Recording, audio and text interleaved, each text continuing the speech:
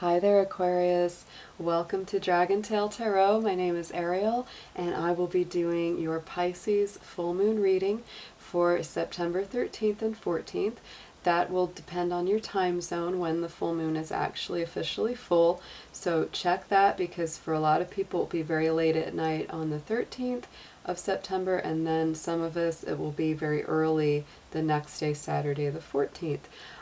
So I'm going to make a few notes before we get started that this is a general reading. It will not resonate with every single Aquarius on the planet. If the messages do resonate with you, then those are absolutely yours. If they do not resonate with you, kick them on out. They belong to another Aquarius out there. This will be corresponding for Aquarius Sun, Moon, Venus, and Rising signs. And also all Aquarius cross watchers are definitely welcome to come hang out with us. So just introducing my little dragon friend here. I found him again recently when I was doing some moving around, and I just thought he was too cute, so I brought him out here to join in our little dragon family out here. And while you are thinking about it, do reach out, hit that subscribe button, stay in touch with us. And also click the like button, give it that dragon claw up, because the likes are how YouTube circulates these videos to recommend them to other people. So Aquarius, let's start talking about your astrological influences that are going to be happening during this Pisces full moon. First off, this will be a very mystical, magical, psychic, intuitive, sensitive, emotional, romantic, imaginative, dreamy moon. I can't figure any more adjectives, but that's really how to describe it. Neptune has been stationed already in the sign of Pisces for a long time. Neptune is the planet that rules Pisces. So it is going to be what we call conjunct to the moon when it goes full this time. And a conjunction just means when two planets are in close alignment, 10 degrees or less apart. So the fact that these two are going to be sitting side by side absolutely increases all of the above, all the mysticism, all the magic, all the psychic intuitions. You may definitely feel those little waves of intention or intuition following you during this period of time. Most times the full moon energies will radiate throughout the next month until the following moon comes along, the following full moon in October. But we're going to do some cards today as well and see how long that moon energy is going to resonate with you personally. Now, in your universal chart for Aquarius, this is going to be highlighting your second house of Taurus. That area of Taurus, this will be lighting up your area of finance, personal value system, material manifestations, things that you're stubborn about, things that maybe you're even holding on to a little bit. It's a very nice combination though, because to me the water of Pisces really helps the dry earth of Taurus, so they work very well hand in hand. So this is actually quite beneficial for you. I think that what it will help you to do is be a little more sensitive, a little more emotional in places that you tend to be really practical and logical. So it's very nice. It also brings up beautiful creativity. If you have any creative projects or any unusual projects, which you Aquarians always kind of do, it's just the truth. It's a great time to plant those dreams and those imaginative goals for the future as well. So this also deals with the opposite, because we've had all the planets moving in Virgo, and that's hitting your 8th house of Scorpio. So don't be surprised, Aquarius, if at work sometimes you might feel some power struggles, you might feel a little bit of friction there. It's pretty normal, but the best course of action is to just let it go, brush it off. There's some really great energy coming in right on the heels of that full moon, with both Venus and Mercury moving into Libra, another air sign. So this is going to start highlighting your energy really beautifully as we start to move through the second half of September and into the month of October. All right, so enough about the astrological influences. Let's get into some cards here. First, I'm going to use 2 different lunar decks to work with that moon energy and see what the timelines are like for how and how long this energy will be affecting you. Dear angels, divine beings of light, guardians, ancestors, helpers, and healers, please be with us as we do the Pisces full moon reading for, the Pisces full moon reading for the Sun, Moon, Venus, and rising sign of Aquarius. Please guard their energy as well as mine and bring through messages for their highest good. Thank you so much.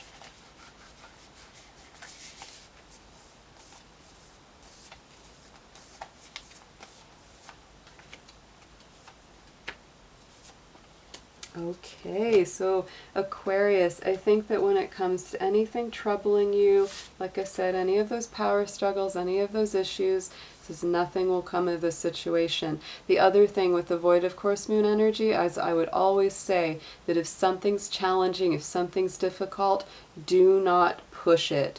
Don't push the river. That is the best description that I could use for void of course moon energy. So definitely during this Pisces full moon time, go with the flow, go with it, don't push against what's naturally moving. So the next card out, really beautiful, a win-win outcome is predicted here. So full moon in Libra, like we said, there's a lot of things moving into Libra, so give it a little time. This could definitely point to things coming more into balance as we move through the second half of September and into October. And to me, this gibbous moon just encourages that even more, because it says you're very close to achieving your goal. The gibbous moon is right before the moon is full. So Aquarius, pay attention to the couple days before the full moon as well, and also the couple days before the next full moon in October, because those could be really magical dates, you know, when you're very close to achieving that culmination of energy. I really love that. So let's pull a few more from another lunar deck and see how it amplifies or clarifies these cards.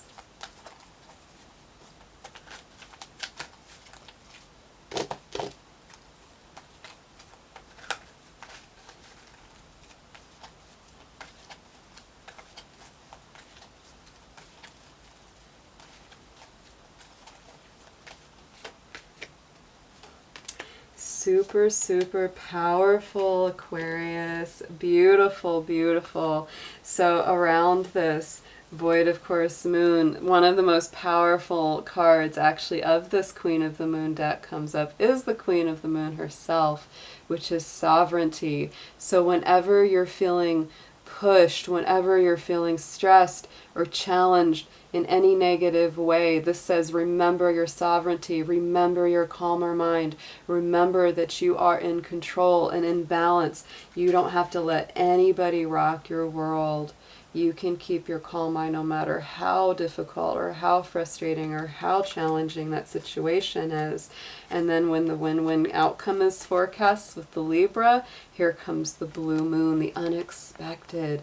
So this could come in a very beautiful sort of, you know, magical, miraculous way where you kind of thought nothing's going to work out, this isn't going to work in my favor, nothing's going to happen here, but then boom, that blue moon comes along and it's like, wow, I got your back, the universe provides. The blue moon is when we have 2 full moons in a month, so it is more of a rare kind of combination, and notice how it has the 2 full moons up there in the corner. So this is absolutely beautiful. On top of the gibbous moon that says, you know, that you're close to achieving your goal, another gibbous moon comes up. So discernment is part of that particular gibbous moon cycle with this card deck. So this is telling you, yes, you're close to getting where you want to go. Yes, you're getting close to making these very momentous decisions, but use your discernment there, Aquarius. Don't just jump into anything without really seeing the bottom of the pool first. So, you know, also to me, because this is, you know, we're still in Virgo time right now, to me, discernment is a very strong word that would be used to describe Virgo energy. So this is telling me, you know, don't just give in to any old thing. You know, weigh all the options, see clearly, make sure that it's right. And it's a number 10 card. To me, that's the number, adds to that number 1. It's the Magician. It's the fresh beginnings, the fresh start, because what you're choosing right now, Aquarius, is going to give you a fresh start. So let's start with some tarot, and we're going to look and see what's coming up. I'm actually curious. I may post it in the notes below, because I always put all my notes below in the box, like what kind of decks I use, what my personal info is for personal reading. So go under there. I'm going to find out when the next blue moon is. I'm going to make a note of that, because the next blue moon might be a really extra special month for you, Aquarius. I'm just betting it will be. So check for that note. I'm gonna put that in the description box for you guys.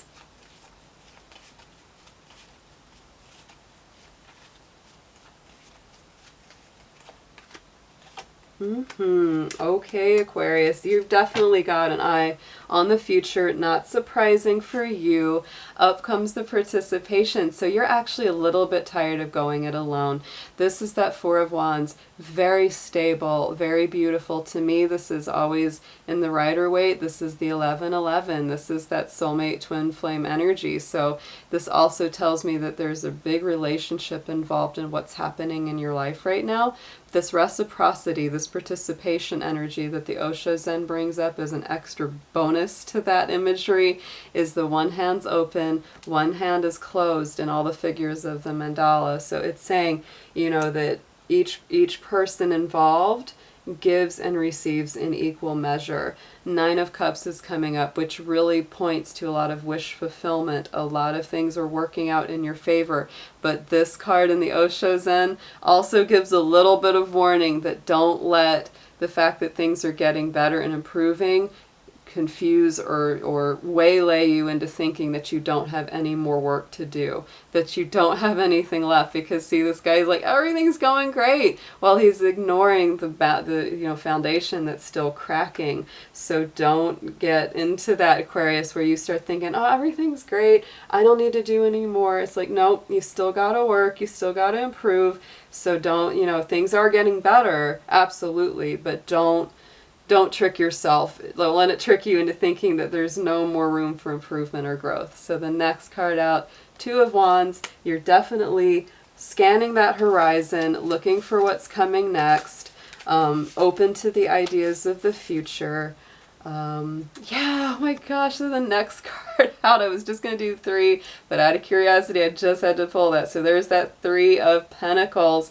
You are absolutely moving towards future building, future structure. Capricorn energy is in this card. The Angel, which to me is very Piscean energy, is moving you towards a future better goal. So you are absolutely in a building period of life. Let's pull some more tarot from another deck and see what deepens and clarifies these.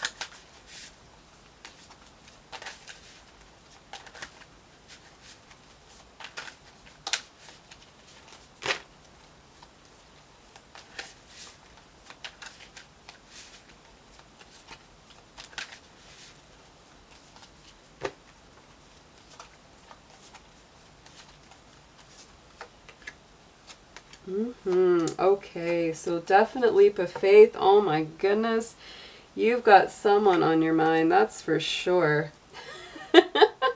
That's for sure. So participation when it comes to this reciprocity, when it comes to that relationship, you are definitely ready to take the leap of faith, to give in to what feels right to you and just go with the flow, which is actually the right thing to do. It really is right now. So on top of that 9 of Cups comes the Death card. So this is actually a very positive transformation, positive rebirth. There's a lot of things that you actually really needed to let go of here, Aquarius. So the Death card is just signaling that.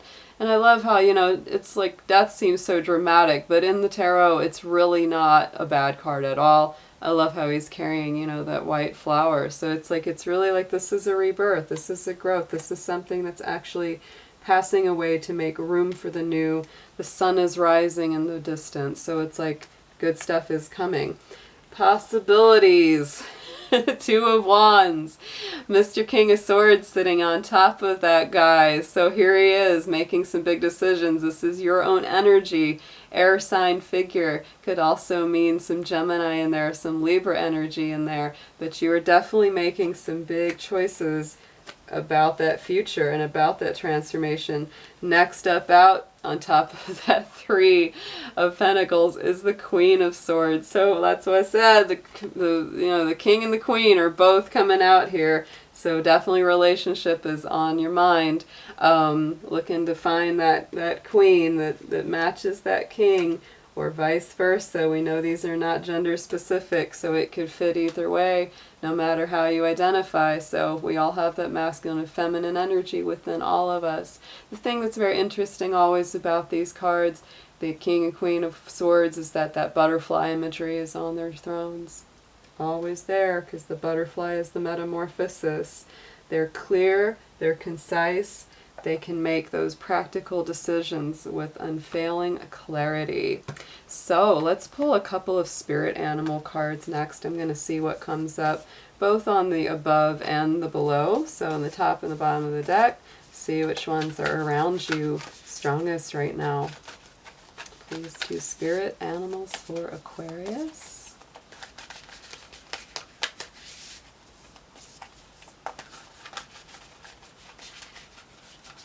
Oh, they're tussling. Yeah, a little bit. A little bit.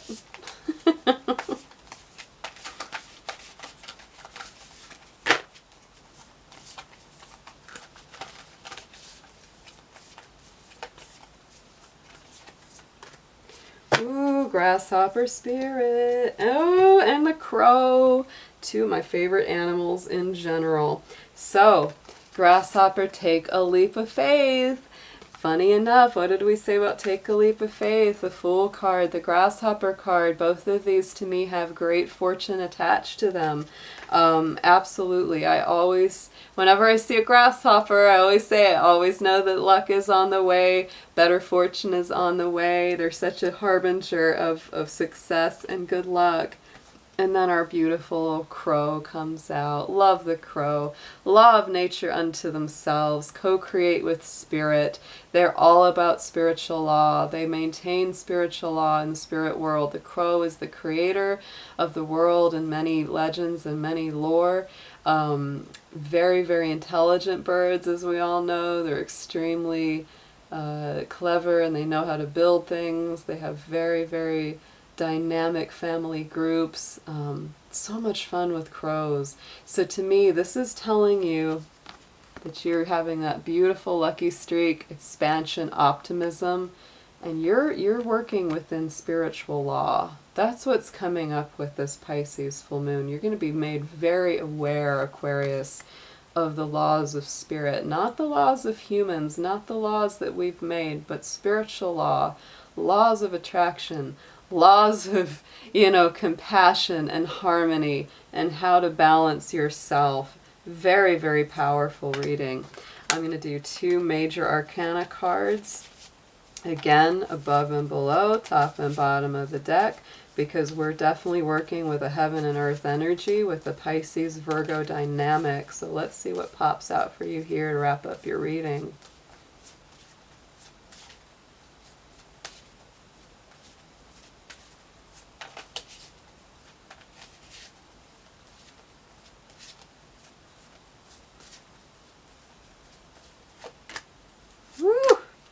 Fire, fire, Aquarius.